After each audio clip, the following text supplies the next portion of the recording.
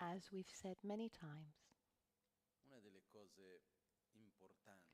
something that's important for us is our ability to dream, our ability to imagine, to be able to project ourselves into the future. Let me just turn down the volume a little bit. And to dream, it's interesting because a dream is something where we imagine something that's not there. At the same time, it has to do with using as a reference point something that we already know. We can't dream something that we don't have reference for.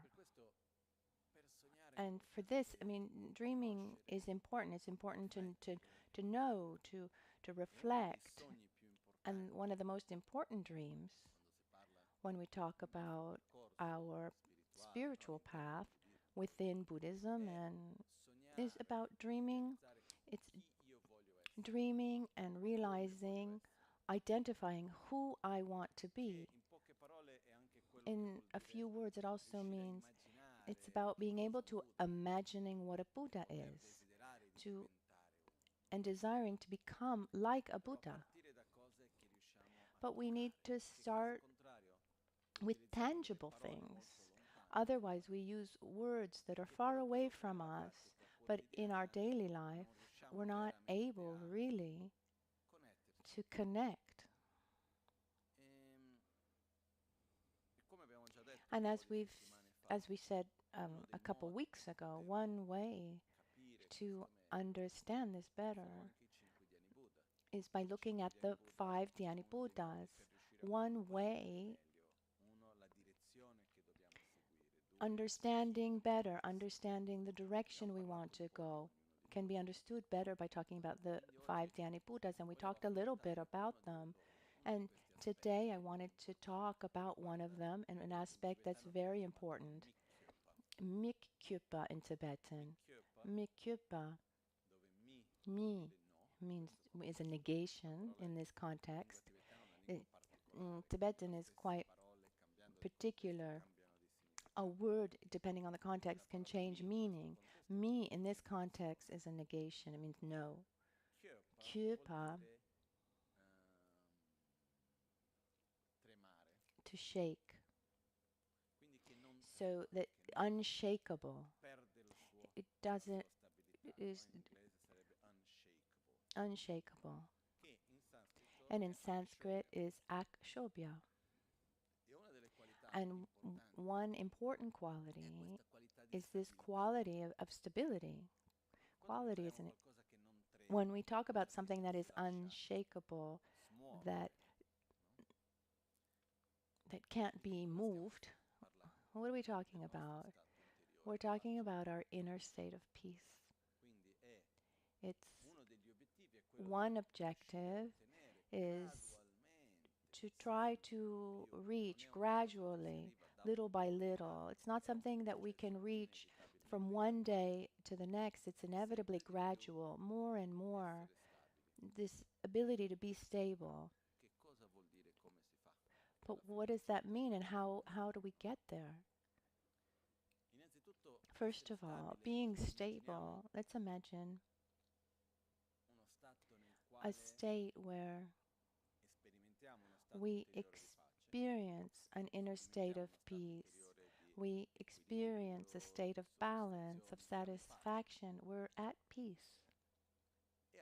And at the same time, we don't allow ourselves to slip. We don't lose this balance. We don't lose this peace when faced with the situations that we meet. There are situations around us, people who talk in a certain way. Maybe it's their physical difficulties, material difficulties, relationships with others, etc. As long as we're in front of a situation as long as we face situations that make us lose this balance, then we are not at peace. And instead, when we're able to maintain this peace when faced with when faced with difficult situations, then our level of balance of inner peace is stronger. The stronger our inner peace, the more we're able to face difficult situations. It doesn't mean that we don't see things. It doesn't mean that I don't realize the difficulties, that I don't see things that I would like to be different. But it means that I don't allow the situations to unbalance me, which doesn't mean being insensitive, and it doesn't mean being indifferent either. Let's try to understand better. Normally, we have this idea that if I'm sensitive to what's around me, it means that I have to emotionally be involved. If I'm sensitive to your needs or to you, and I feel a tremendous amount of joy and euphoria when you're well, and I suffer when you suffer. Normally, if we have this sensitivity towards someone, we see it like this, but let's imagine the following. Let's imagine that there's this glass that is here on the corner of the table, and it's about to fall. Sensitivity is not about crying because the glass is about to fall and to be upset. Oh, what a terrible thing! This glass is about to fall. Poor water. No, sensitivity is about recognizing what's happening and getting up to protect the glass, to make sure that it doesn't fall, to do what we can so it doesn't fall. It's much more about action than this inner reaction. When we talk about compassion, compassion is directly related to method, an action. It's not about staying in that inner state of malaise for the unhappiness of others. Someone has talked to me, someone has explained compassion. The word compassion is about suffering for the suffering of others. And others say that compassion comes from understanding the suffering of others, the etymology of the word. And instead, in Buddhism, compassion means wanting someone to be free from suffering, and love is wanting that person to be happy. These are feelings that don't take away an inner state of balance, because when we're emotionally connected with others, but we don't have a high level of stability, then what happens is, as soon as something happens to the other, we lose our stability. Sometimes we have this feeling that to keep our stability, we need to become insensitive, somehow become cold towards the world. But it's not at all like that. Let me try to explain better.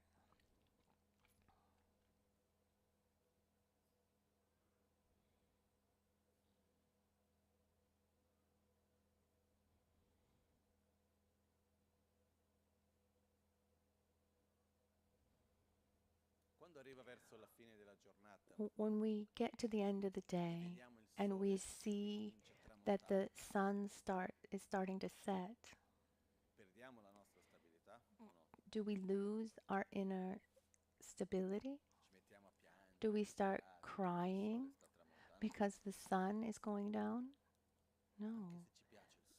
Even if we really like the sun, let's say that we love daytime, but when the sun starts setting, I mean, so then why aren't we desperate when the sun starts going down? Why aren't we upset that it's becoming dark, nighttime?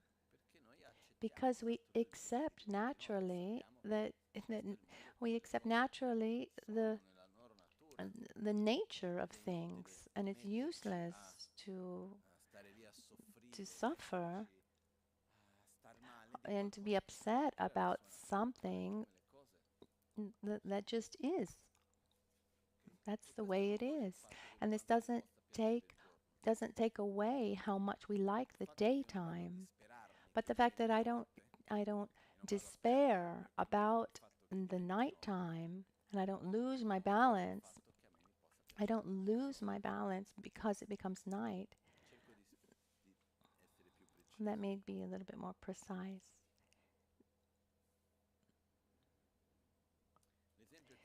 The example that we've given many times, the, the, the leaf that falls from the tree.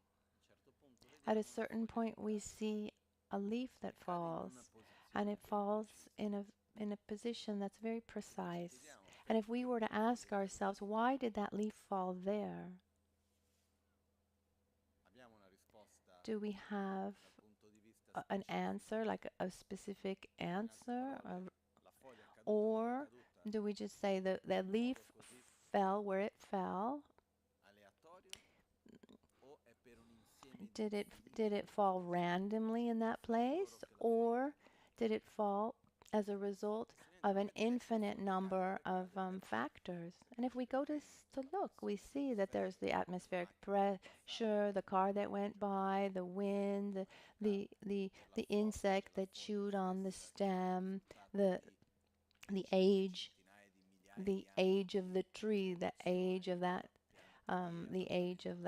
leaf, etc., etc., the state of health of the plant, etc. So what happens is if the leaf falls in that position in that moment, it's because causes and conditions and the infinite variables brought that leaf to fall there. Even if I don't like where the leaf is falling, I mean, the leaf can fall somewhere where we don't want, right?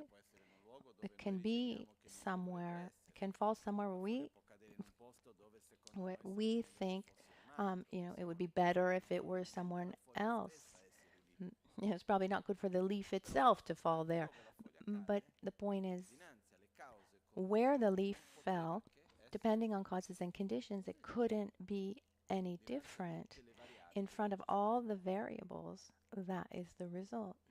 Let's imagine any person, everyone, think of someone you know, someone close to you, or someone who's healthy or is not well. Think of someone, imagine this person, and we ask ourselves, this person, like the leaf that falls in this perfect place, this situation that this person is in, this person in the complexity of this person's life, in this moment, is this moment perfect? This doesn't mean that I agree with everything, that I like everything, but it means that in this present moment, in front of causes and conditions that have come, it can only be like this. And so in front of this awareness, with this awareness, I stop opposing what is in front of me. And by not putting myself in opposition, I don't have to, there's direction. I'm not suffering for what's happening. I'm putting myself in, I'm directing to what I want. Because if I want the leaf to be somewhere else, I'm going to put effort into moving it. If I see that you're in a situation, in a state that according to me, that you don't like, I can ask myself, how can I interact with you to help you get out of this situation? but there's no opposition. There's there's there's directing, accepting and directing. Let's imagine now a difficult situation in our lives, something that's happened. If we're able to see our own life, I mean, just look, try, imagine a situation that you don't like, a difficult situation where which would normally make you lose your peace or your inner stability, and try to see that situation and say to yourself, this situation is perfect.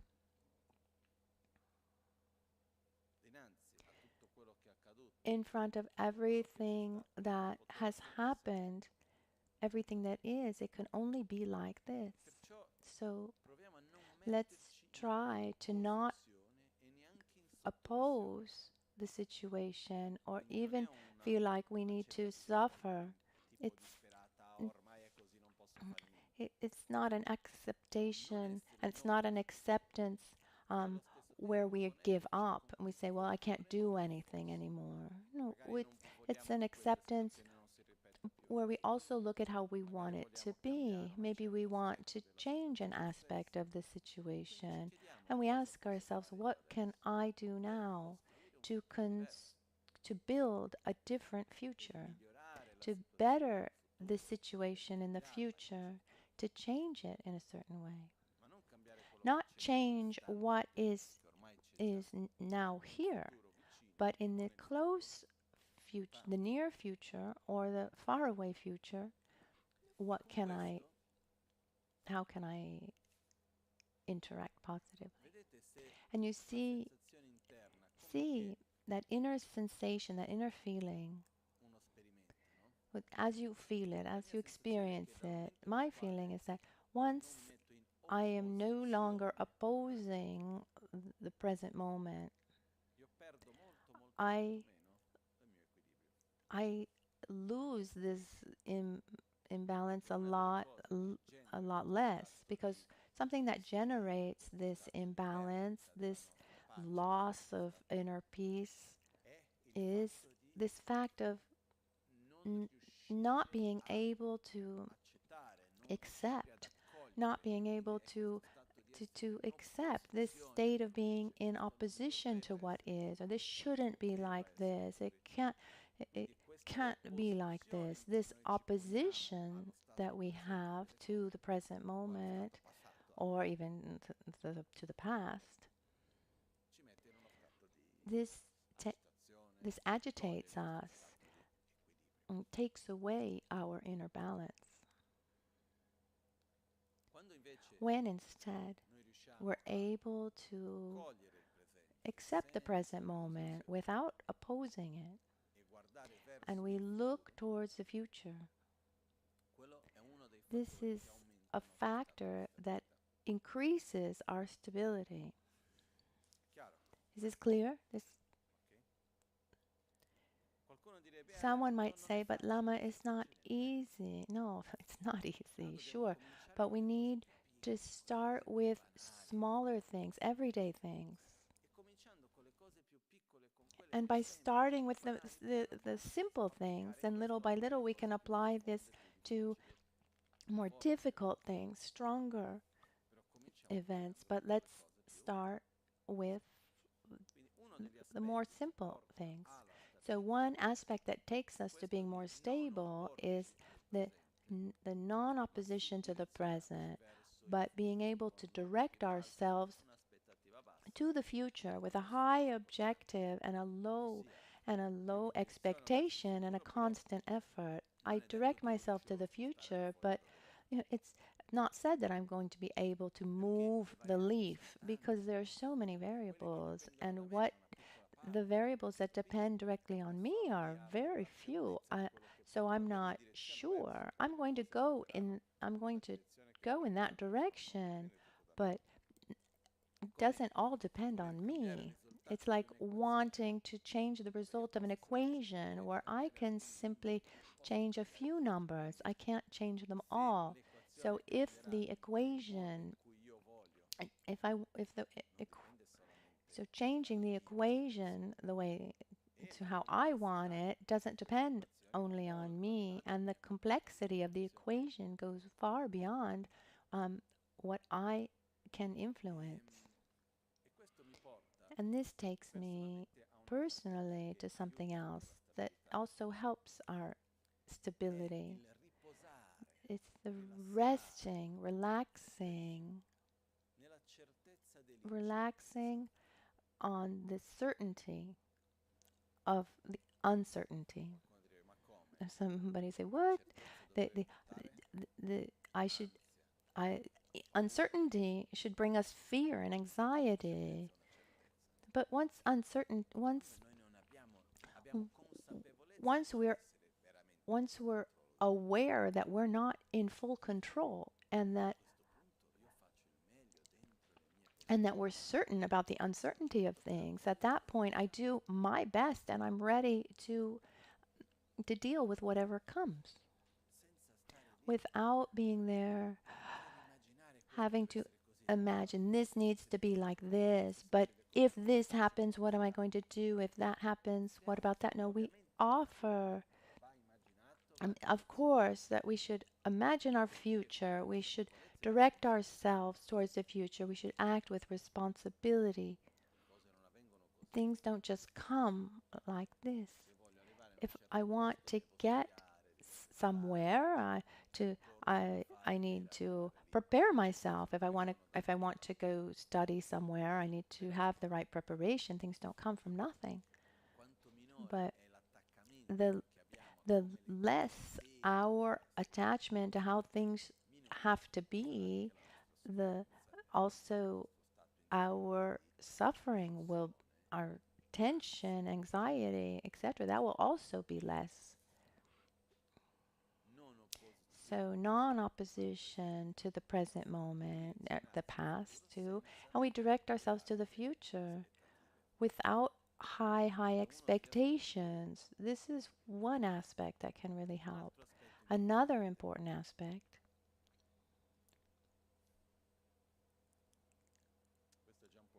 this is already a little bit more complicated. Let me try to simplify. Each one of us, when we live a certain situation,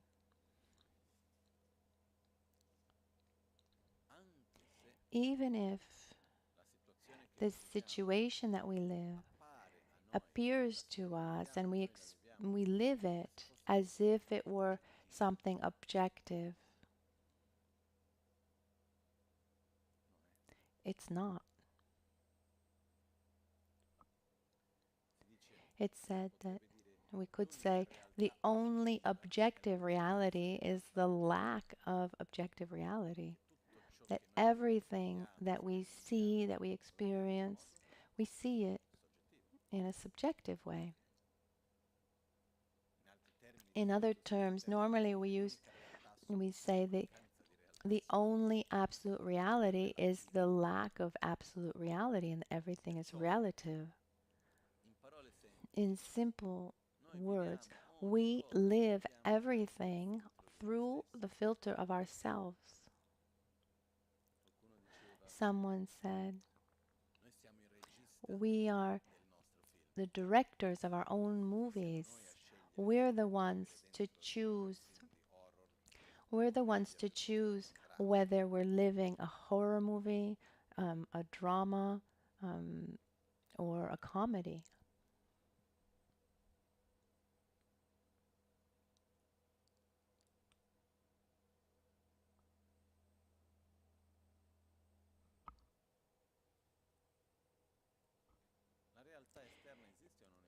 Does external reality exist or not?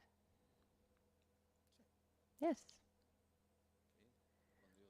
When I play this singing bowl, something happens that touches all of us here. There is something there. But this external reality does not exist for each one of us independently from our own inner reality. we're not able to perceive, to experience, and live it beyond ourselves. And I don't want to philosophize too much this morning. And we could go into other details, but it's not the moment to do so. Even if, in just a few words, what happens is we live a reality where there's a there's a reciprocal dependency. It's interdependency. It's never unilateral. So as there's the sound exists because hearing exists. If there wasn't the consciousness that perceives the sound, there would not be sound. There would be vibrations in the air, maybe perceived by the sensation of touch, but it wouldn't be sound. So if we asked ourselves, can you hear the sound of the singing bell? The sound of the singing bell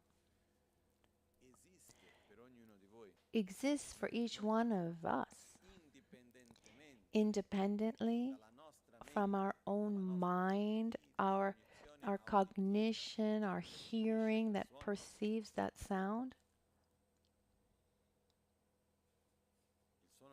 The sound that I hear and the sound that you hear, is it the same or is it slightly different? It's different. I perceive it through my hearing power and my hearing, my sense power and my sense power and the sense consciousness. I'm not talking about the mind in general, but this specific part of the mind that perceives the sound of the bell. Does it exist independently from the vibration in the air of the singing bowl, of the sound itself? The sense consciousness of hearing? No. It's like if we look at an image, one of these images, paintings behind me. To my right, there's a Tisha. I look at the image of a Tisha. Imagine that I see the, does this image exist independently of my own mind? No, but the mind that sees that image, does that mind exist independently of the image? No, they are mutually dependent. And it's said that here we get to the non-duality between object and subject, between external reality and inner reality. And this is one of the most beautiful things and one of the most shocking things as well. Our external reality that we perceive doesn't exist independently. The outer reality doesn't exist independently from my inner reality, and vice versa. Let's get back to ourselves on a more practical level.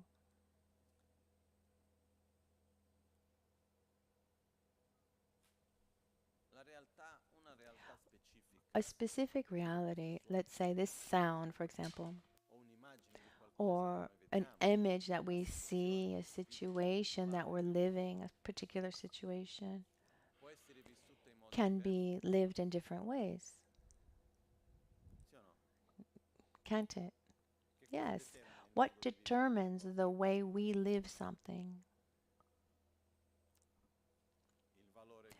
The value that we attribute to it, our physical state in that moment, many aspects that determine the experience as we live it.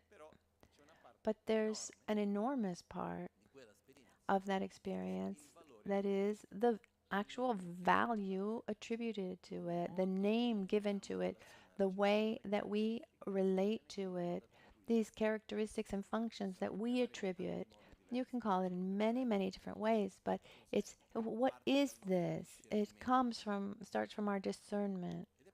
And it's crazy. Once we have an experience, we're in front of an object or a situation, and at a certain point, we change our point of view. We can most beautiful things ever.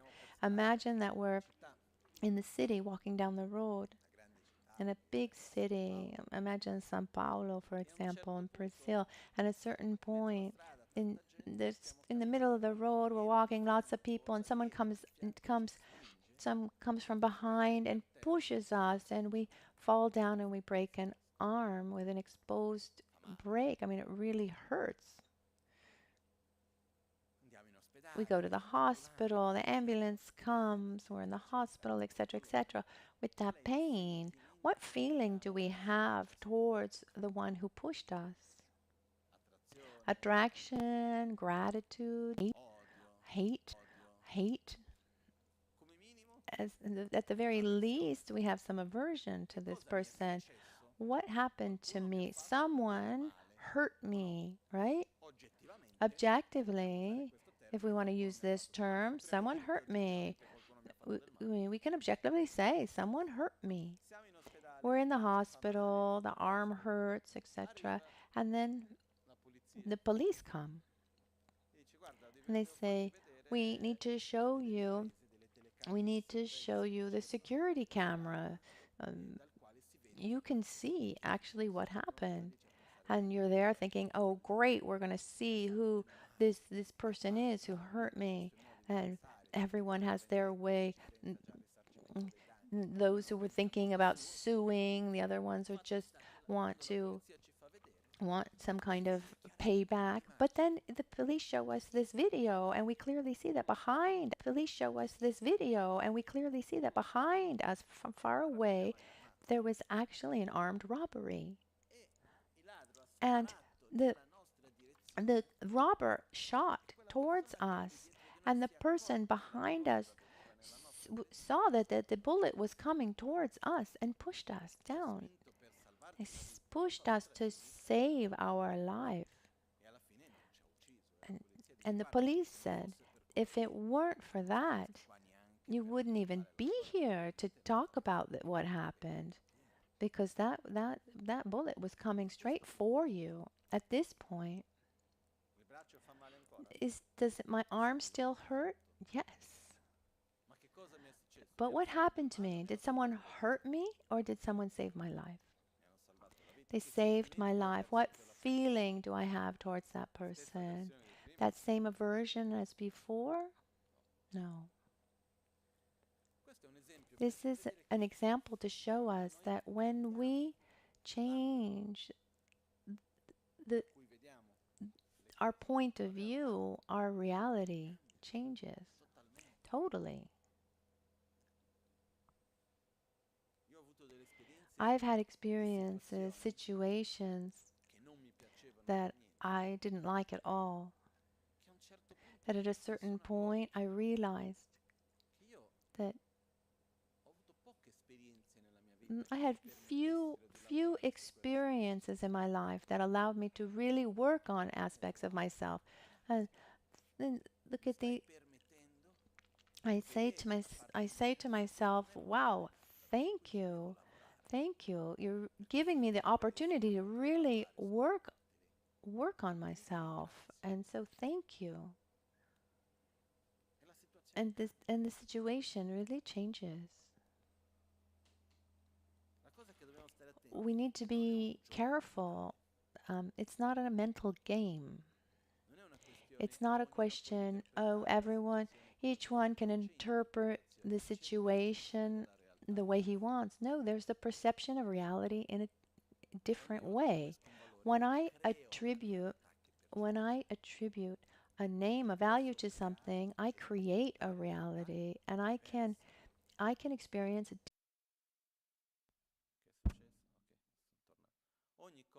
everything has an infinite number of possibilities in this present, in every present moment. The example I gave before, for example, if we take this object, this singing bowl, or anything, this object that we call glass, how many things can it be at the same time? Can it be a weapon? Could be thousands of different things. And everything we see, everything we hear, touch, everything that we experience in reality has within an infinite number of possibilities. As observers, we choose one among innumerable possibilities. In our craziness, we believe that the one that we choose is actual reality.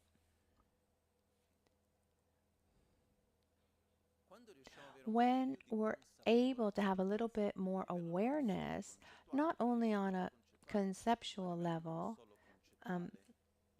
at the beginning it's conceptual, but then afterwards when we're able to perceive, to feel, to experience the relativity of the reality that we live, we start also to get a little bit more freedom in being able to attribute a meaning or another and to not be overwhelmed by a situation as something rigid and objective. It's like this and it can't be different. And when we're able to have this, this is one of the other aspects that increase tremendously our state of stability, because I am no longer condemned to live one thing or another. I live less and less as a victim of the world. I have the freedom to change perspective. But to do that, first of all, we need to start from the fact of being aware that we're within a paradigm, that we live within a perspective, only one of the innumerable points of view that exist. And there's a lot more freedom and harmony when we're able to do that.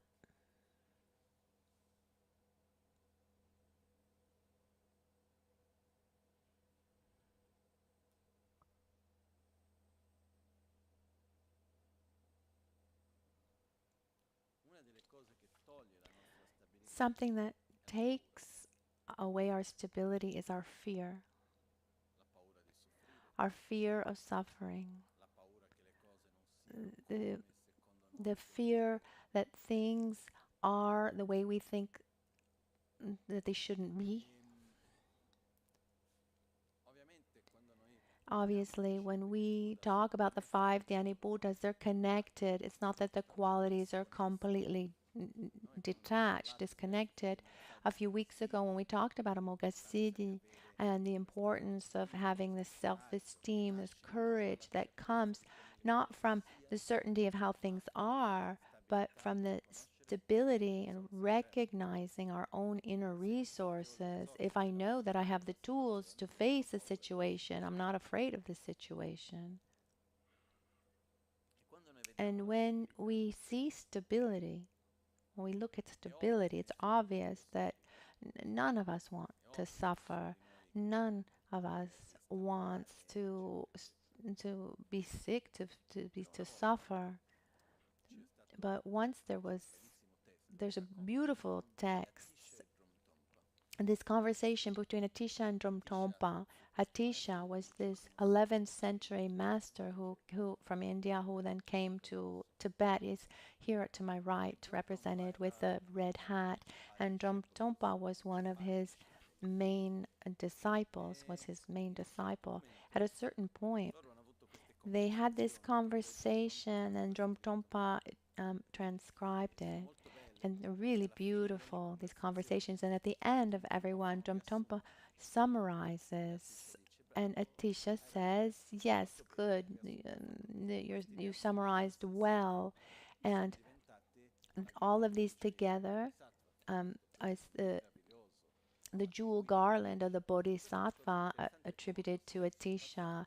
This shows you how the texts were actually written by disciples, but then the author became the master, the one who gave the teachings, like the text of Pabonka Rinpoche, the liberation of the palm of your hand. The one who actually wrote it was Trija Rinpoche. There were annotations, transcriptions of the teachings of Pabonka Rinpoche, and it was said that when when when it was said that when Pabonka Rinpoche taught, as he taught, um, um, Trija Rinpoche and another disciple, they were you couldn't even tell. They were absolutely still, but they were writing down verbatim what he was saying. And these annotations put together, this became a classic within the Gelupa tradition of liberation in the palm of your hand. But it's attributed to Pabonka Rinpoche. In the same way, like the jeweled garland of the Bodhisattva is attributed to Atisha, but the one who actually wrote that text was Dromtonpa. And anyway, Dromtonpa, in addition to the jewel garland of the Bodhisattva, he also wrote these 23 these 23 chapters, these 23 conversations between him and Atisha. And at a certain point, Atisha says, "Oh, my child, don't be afraid of suffering." And Dromtonpa answers, "But Master, how is if I'm not afraid of suffering, I'm going to suffer even more because I won't try to avoid suffering." And Atisha says, "No, because because of your fear of suffering, you suffer much more." And if we see in our own lives, suffering has to do more with the past and the future or the present moment. For most of us, what does it have to do with? It says the future and the past, right? And the suffering that has to do with the future is suffering, yes, but at the end of the day, it comes from the fear of suffering rather than the actual suffering of the present. And in the past, suffering for the past is pure ignorance. Sorry, you already suffered once. I already suffered once. Why suffer again and again? Being trapped in that state and can't get out of that past suffering. But they both come from the fear of suffering. And so the problem isn't suffering. The problem are the causes of suffering, like saying, I have a sickness. And let's say that my sickness is caused by a problem in my kidneys, just to say, that generates a kind of, let's say it generates a headache. Obviously, I don't want to have a headache, but what should I really be worried about? My headache or my kidneys?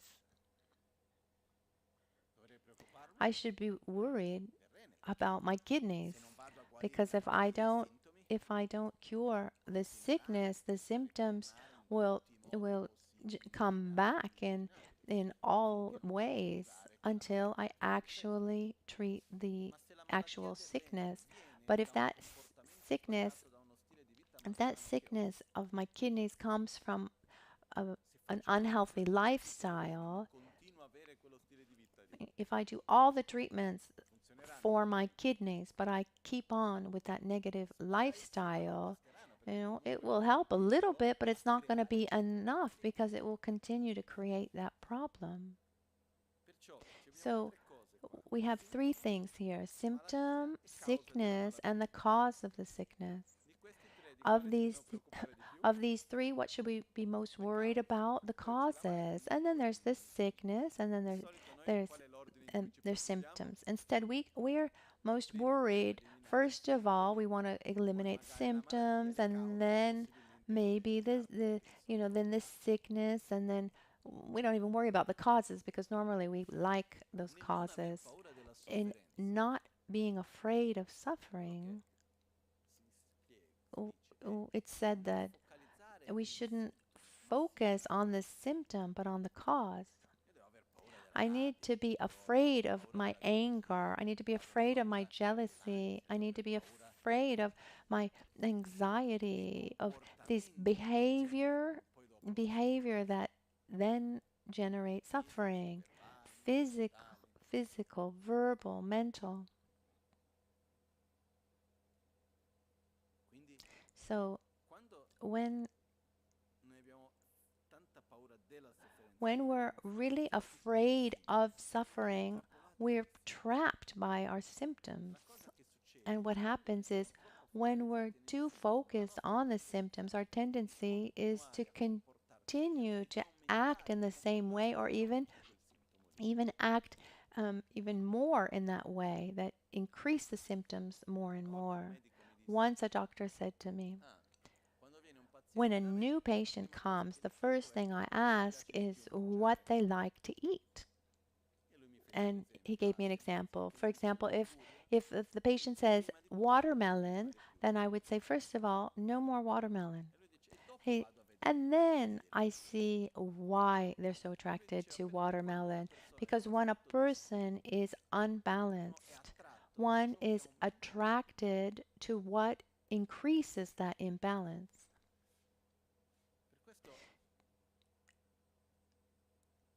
So that's why when we have a sickness, an physical imbalance, emotional imbalance, we're attracted then to things that actually increase that imbalance. So if we focus solely on stopping symptoms, we keep on nourishing the cause of that symptom.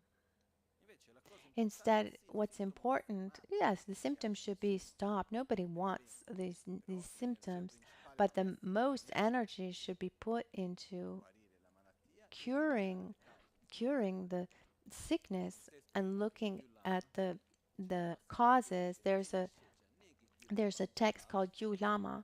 It says the sickness is to be known, the causes are to be no. The sickness is to be known, and the causes of the sickness are to be abandoned. The level of health is to be reached, and the treatment should be applied, should be followed. Tibetan text. So the less fear I have of suffering, the more space I have to put energy into the causes of the sickness. And there's something that, and I try to say it in a simple way. When we live a situation, there's physical suffering and there's mental suffering. And for most of us, as soon as there's physical suffering, there's also mental suffering. As Rinpoche used to say, you can have a physical suffering without mental suffering. And I said, yes, Rinpoche, for you that's easy, but for most it's not. And once we were in Brazil, I was talking, and he was giving teachings, and he needed to go to the dentist, and he needed to have a root canal surgery. No, it's not a cavity, and the dentist used Novocaine, the anesthesia, and he went back to the gompa, and the gompa was full, and he was all swollen, and he couldn't speak well. Then he went back to the dentist. He had to go 5 days in a row. He went back to the dentist, but he told the dentist, "Oh, I'm due the treatment, but no anesthesia today." And the dentist said, "No, I can't do something like that. If it were a cavity, maybe, but a root canal, no, it's too painful. And then he said, well, then I won't do it. And then the dentist it had him sign his consensus. He was really, the doctor was really fearful. And he said, if anything, if it's too painful, let me know. At a certain point, Rinpoche actually did he raised his hand, and the doctor said, what is it? And he said, no, there's too much light in my eyes, and and he didn't even show his face tense or any kind of frown. And so he did other 4 days like that. And it's possible to have pain without suffering. Obviously, this requires an enormous amount of control and balance over our minds, and very few of us are able um, to to be at this level. But when there is not a strong physical suffering, for example, but there's mental suffering. For most of the times, what I've seen is the following. I I live a situation, I see something, I hear something, I come into contact with an object. That object it comes into contact with me, and it it resounds something within. When it touches something inside that is not resolved, I, where there are wounds, it's something like this. I live that present moment through that, through that trigger, and I am not well. When that situation touches me, comes into contact with me, but doesn't trigger anything unresolved. There's no wound. I live that situation maybe in a neutral way. So when there is suffering, yeah, taking putting aside the physical suffering, but talking most about mental suffering, it's a mirror of ourselves. It's a reflection of things that have not been resolved. It's a reflection of our own traumas, our own inner imbalances. And so seeing it means being able to take care of it, means to be able to train in the opposite. It means being able to cure ourselves. And when we have this awareness, a little bit of this awareness, it helps us to have more stability, because when we're too focused on the symptom, we we we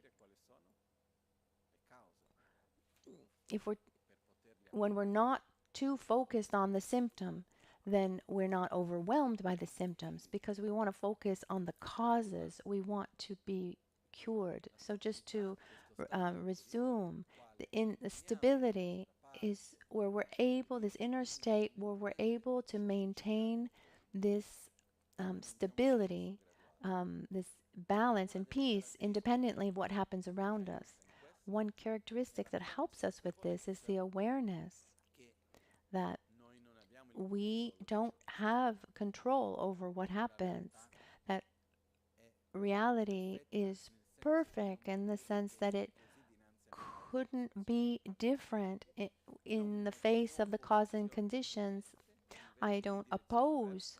I don't oppose the present, but I direct myself towards the future. And another aspect has to do with the fact that reality that we live in every moment is empty of is empty of an intrinsic existence, empty of an objective inherent existence, and it exists based on it exists based on the value that I attribute to it.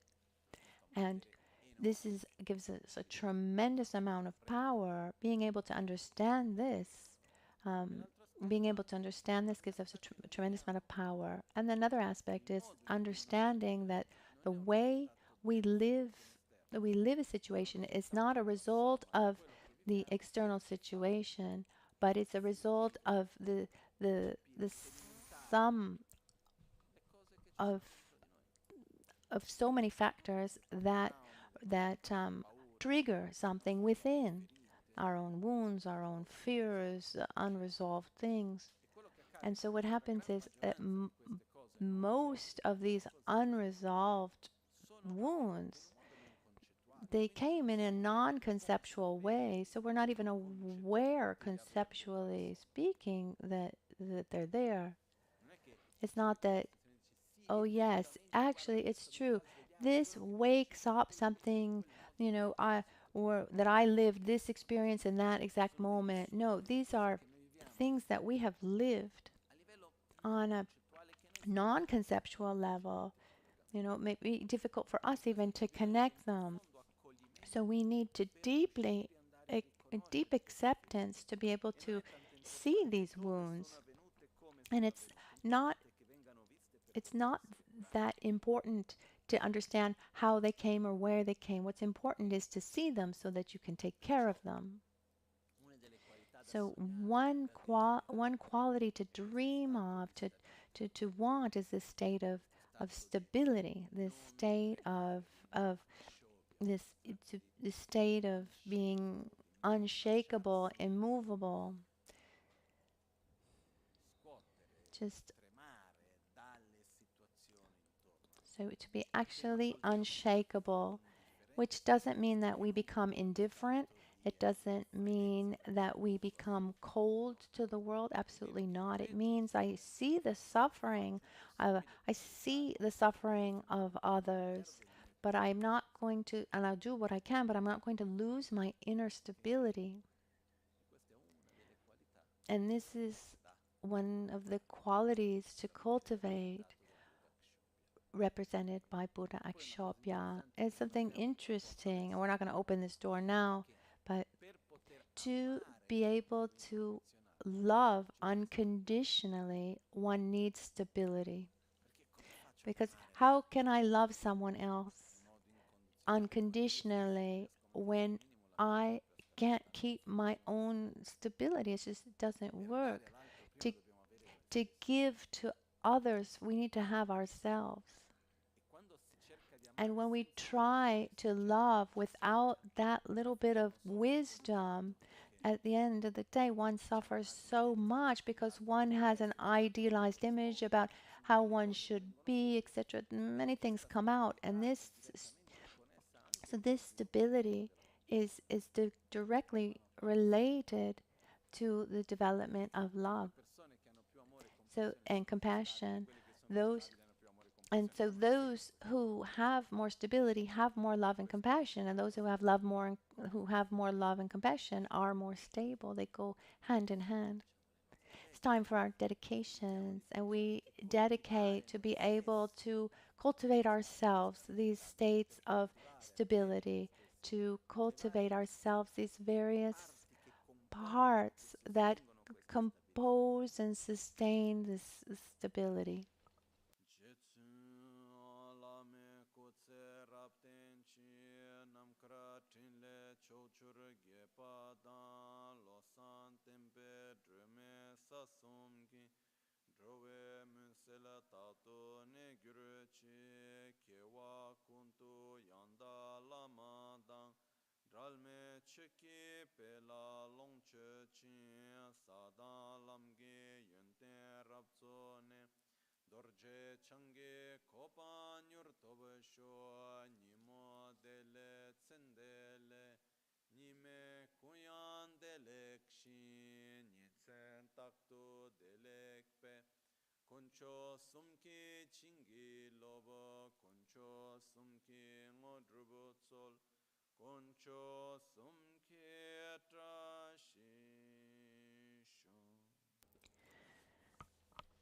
At dawn or at dusk, at night or midday, may the three jewels grant us their blessings.